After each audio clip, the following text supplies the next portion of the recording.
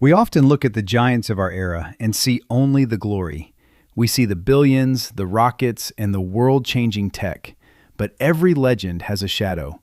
This isn't just a story of wealth, it's a story of a man who looked into the abyss of failure and refused to blink. In a quiet corner of Pretoria, a lonely boy found his sanctuary. While others were playing outside, he was traveling through the pages of the Encyclopedia Britannica.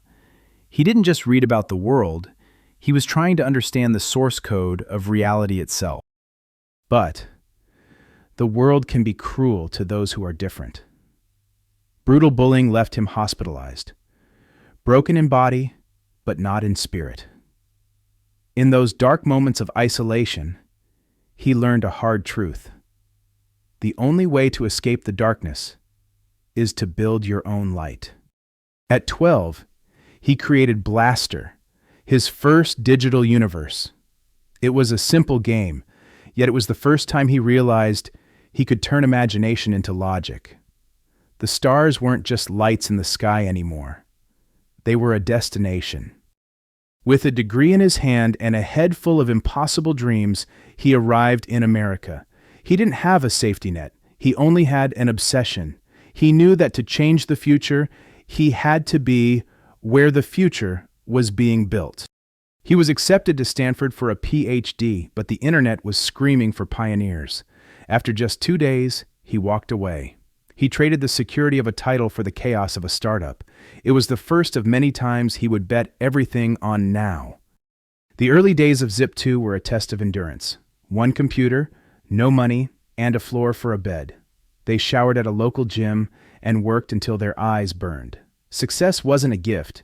It was something they bled for, line by line, day by day. When Zip2 sold for millions, he was barely 28. Most would have stopped there, bought an island, and disappeared. But for him, money was never the prize. It was just the fuel for a much larger engine. Success brought PayPal, but it also brought conflict. While on vacation, he was ousted as CEO. It was a public humiliation.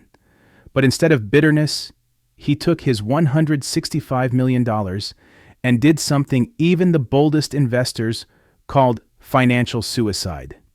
He didn't buy a yacht. He invested every cent into two of the hardest industries on Earth, space and energy. He was fighting a war on two fronts, against the gravity of Earth and the momentum of the oil industry. The odds were zero. 2008. The year the world stopped. 3 SpaceX rockets had exploded. Tesla was bleeding cash. His marriage was over. He was down to his last few millions, not even enough to save one company, let alone 2. He was standing at the edge of the cliff. He had a choice. Split his remaining money and let both companies die slowly, or put it all into one final launch. He chose the latter. He bet his entire life's work on a single flight. It was the ultimate test of faith in his own vision. And then it flew. The 4th rocket reached the stars. In that moment of ignition, the world changed. NASA called with $1 billion contract. Tesla found its footing. The man who was a week away from bankruptcy had just become the architect of the future. He became the real-life Tony Stark. But unlike the movies, his armor was built from scars and lessons. From AI to brain chips, he pushed boundaries that others were too afraid to touch. He proved that one person's obsession can move the needle for the entire human race. Today, he is the wealthiest man on Earth. Yet, he still lives like a man with a deadline. His eyes aren't on his bank account. They are on the red planet. He wants to make us a multi-planetary species, not for glory, but for survival. He is dreaming for all of us. So, what is the lesson? It's not about the money. It's about the refusal to stay down. Elon Musk's life is a testament that resilience is the only true superpower. No matter how many times the world tells you it's impossible, keep building.